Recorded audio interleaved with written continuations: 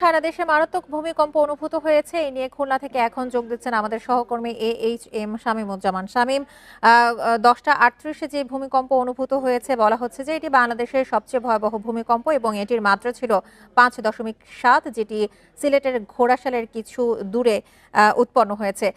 এখন পর্যন্ত খুলনার কি অবস্থা দেখতে পাচ্ছেন, সেখানে মানুষের অভিজ্ঞতা নিয়ে জানাবেন ভূমিকম্পের সময়। খুলনাতে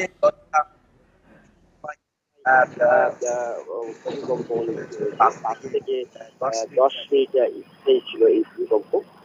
ভূমিকম্প অনুভূত হওয়ার পরপরই কিন্তু আমরা খুলনা, সাতক্ষীরা, বাগেরহাট, যশোর সব জেলাগুলোর বিভিন্ন স্থানে সংবাদ পেয়েছি। এখন পর্যন্ত এই ভূমিকম্পের ক্ষয়ক্ষতি কিন্তু আমরা জানতে পারিনি।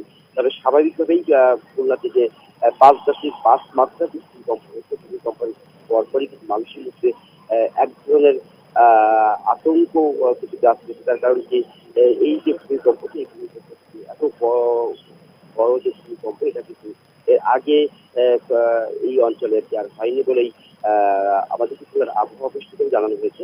তবে যেহেতু কোনো ক্ষয়ক্ষতি হয়নি, আর স্বাভাবিকভাবেই মানুষের মধ্যে কিন্তু আসলে এক ধরনের আতঙ্ক কাজ করছে। তবে আমরা এখনো পর্যন্ত আসলে বিভিন্ন স্টেজ খোঁজ নেওয়ার চেষ্টা করছি যে ভূমিকম্পের কারণে কোনো ক্ষয়ক্ষতি হয়েছে কিনা, সে বিষয়টি আমরা খোঁজ নেওয়ার চেষ্টা করছি। হয়তো বা আরো কিছু সময় জানতে আমাদের সময় লাগবে স্পষ্ট থেকে আসলে কোথাও কোনো ভূমিকম্প হয়েছে কি হয়নি।